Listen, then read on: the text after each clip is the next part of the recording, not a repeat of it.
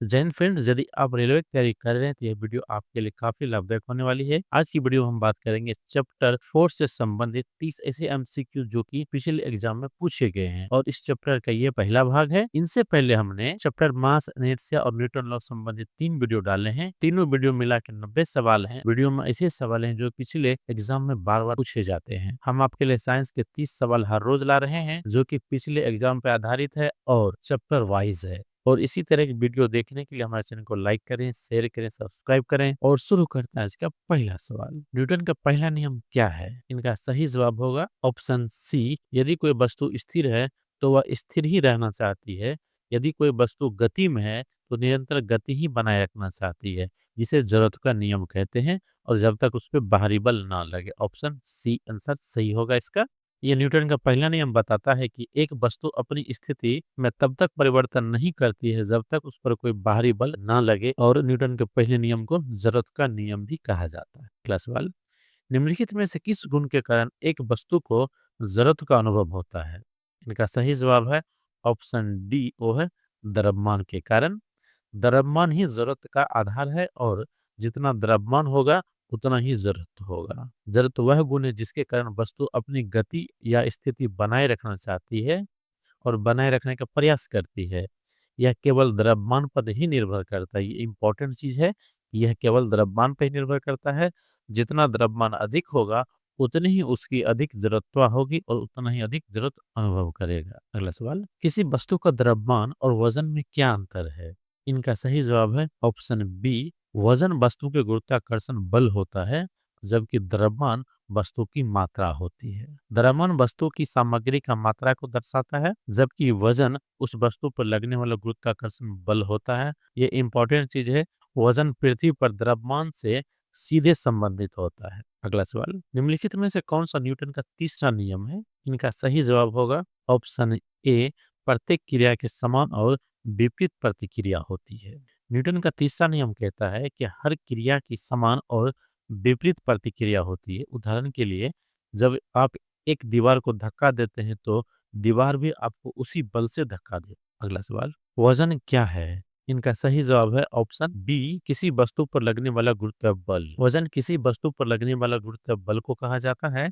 यह पृथ्वी पर द्रव्यमान और गुरुत्वाकर्षण के गुणनफल के बराबर हो। अगला सवाल, वस्तु की गति में परिवर्तन किसे कहते हैं? इनका सही जवाब है ऑप्शन बी, ओ है त्वरण को। त्वरण किसी वस्तु में गति के परिवर्तन के दर को दर्शाता, अर्थात किसी वस्तु की गति की दिशा या मान में बदलाव यह बल के प्रभाव से उत्पन्न होता। अगला सवाल, निम्नलिखित में से कौन सा बल परिभाषित करता है? इनका सही जवाब है ऑप्शन बी, किसी वस्तु को गति देने या रोकने वाला बल। बल किसी वस्तु को गति देने, रोकने या उसकी गति में परिवर्तन करने का कारण बनता है, या किसी वस्तु के आकार या दिशा में बदलाव का भी कारण हो सकता है। अगला सवाल, ऊर्जा का एक रूप दूसरे रूप में परिवर्तन किसे कहते हैं? इनका सही जवाब है ऑप्शन सी, ऊर्जा का स्थानांतरण।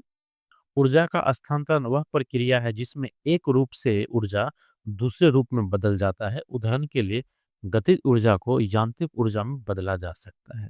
अगला सवाल, गति का एसआई इकाई क्या है? ऑप्शन बी, वो है मीटर प्रति सेकेंड। गति का एसआई इकाई मीटर प्रति सेकेंड है, जिसे एमएस कहते हैं। यह किसी वस्तु की एक सेकंड में तय की गई दूरी को दर्शाता है। अगला सवाल, न्यूटन का दूसरा नियम क्या है? इसका सही जवाब होगा ऑप्शन बी, वस्तु पर लगने वाला बल उनके द्रव्यमान और त्वरण के गुणनफल के बराबर होता है। न्यूटन का दूसरा नियम कहता है किसी वस्तु पर लगने वाला बल उनके द्रव्यमान और उनके त्वरण के गुणनफल के बराबर होता है, जिसे F बराबर ma के रूप में व्यक्त करते हैं। अगला सवाल, निम्नलिखित में से किसे गुरुत्वाकर्षण बल कहा जाता है? इनका सही जवाब है ऑप्शन सी, पृथ्वी द्वारा किसी वस्तु पर लगने वाला आकर्षण बल, जिसे गुरुत्वाकर्षण बल कहते हैं। गुरुत्वाकर्षण वह बल है जो पृथ्वी द्वारा किसी वस्तु पर आकर्षण के रूप में लगता है, और यह बल वस्तु के द्रव्यमान और पृथ्वी के गुरुत्वाकर्षण क्षेत्र के कारण उत्पन्न होता है। अगला सवाल, किसी वस्तु पर लगने वाला बल किसे प्रभावित करता है? इनका सही जवाब है ऑप्शन डी, वस्तु की द्रव्यमान को भी प्रभावित कर सकता है, वस्तु की गति को भी और वस्तु की स्थिति को। बल किसी वस्तु की गतिज, द्रव्यमान और स्थिति को प्रभावित करता है। यह बल वस्तु की गति को बदल सकता है और इनकी स्थिति को भी बदल सकता है और इनकी आकार को भी बदल सकता है। अगला सवाल, बल का एसआई इकाई क्या है? इनका सही जवाब है ऑप्शन सी, ओ है न्यूटन। बल्कि एसआई इकाई न्यूटन है, जिसे बड़ी एन से लिखते हैं। एक न्यूटन बल वह है जो 1 किलोग्राम की वस्तु पर 1 मीटर प्रति सेकेंड के वेग से गति प्रदान करता है। अगला सवाल, जब एक वस्तु एक निश्चित मार्ग पर गति करती है तो उसे क्या कहा जाता है? इनका सही जवाब है ऑप्शन ए व गति। जब एक वस्तु एक निश्चित मार्ग पर गति करती है तो उसे गति कहा जाता है। गति किसी वस्तु के स्थान में परिवर्तन को दर्शाती है। जब एक वस्तु के वेग में परिवर्तन होता है तो उसे किस नाम से जाना जाता है? इनका सही जवाब है ऑप्शन सी और त्वरण। त्वरण वह प्रक्रिया है जिसमें किसी वस्तु के वेग में परिवर्तन होता है। यह बल के प्रभाव से उत्पन्न होता है। अगला सवाल, गति की एसआई इकाई के बारे में क्या है? इनका सही जवाब है ऑप्शन सी मीटर प्रति सेकेंड। अगला सवाल, शरीर पर एक बल लगने से क्या होता है? इनका सही जवाब है ऑप्शन डी। इनका वेग भी बदल सकता है, इनका आकार भी बदल सकता है और इनकी स्थिति भी बदल सकती है। जब कोई बल किसी वस्तु पर कार्य करता है तो वह उनके वेग, आकार और स्थिति को भी बदल सकता है। अगला सवाल, किसे वस्तु का संतुलन बल कहा जाता है? इनका सही जवाब है ऑप्शन बी। बल जो वस्तु की स्थिति को स्थिर रखता है। संतुलन बल वह बल होता है जो वस्तु की स्थिति को स्थिर रखने में काम करता है और यह बल वस्तु की गति में परिवर्तन को रोकता है। अगला सवाल, कार्य की एसआई इकाई क्या है? इनका सही जवाब है ऑप्शन सी ओ है जूल। अगला सवाल, यदि एक बल वस्तु पर कार्य कर रहा है तो क्या होता है? इनका सही जवाब है ऑप्शन सी। वस्तु की गति में परिवर्तन होता है। बल वस्तु की गति में परिवर्तन करता है। यह वस्तु को गति दे सकता है या गति को रोक सकता है। अगला सवाल, द्रव्यमान का एसआई इकाई क्या है? इनका सही जवाब है ऑप्शन ए, वह है किलोग्राम। अगला सवाल, बल और गति के बीच क्या संबंध है? इनका सही जवाब है ऑप्शन सी। बल से गति में परिवर्तन होता है। बल किसी वस्तु की गति में परिवर्तन कर सकता है यदि यह गति को बढ़ा सकता है, गति को घटा सकता है या फिर दिशा भी बदल सकता है। अगला सवाल, ऊर्जा का संरक्षण किस सिद्धांत से संबंधित है? इनका सही जवाब है ऑप्शन बी, ऊर्जा संरक्षण नियम। ऊर्जा संरक्षण नियम कहता है कि ऊर्जा न तो उत्पन्न होती है न नष्ट होती है, यह केवल एक रूप से दूसरे रूप में परिवर्तित होती है। अगला सवाल, पोटेंशियल ऊर्जा का एसआई इकाई क्या है? इनका सही जवाब है ऑप्शन ए, वो है जूल। पोटेंशियल ऊर्जा की एसआई इकाई जूल है, जिसे बड़ी जैसी लिखते हैं, जो किसी वस्तु की ऊंचाई में परिवर्तन के कारण उत्पन्न होता है। सवाल, बल और गति के बीच किस प्रकार का संबंध होता है? इनका सही जवाब है ऑप्शन ए, सीधा संबंध होता है।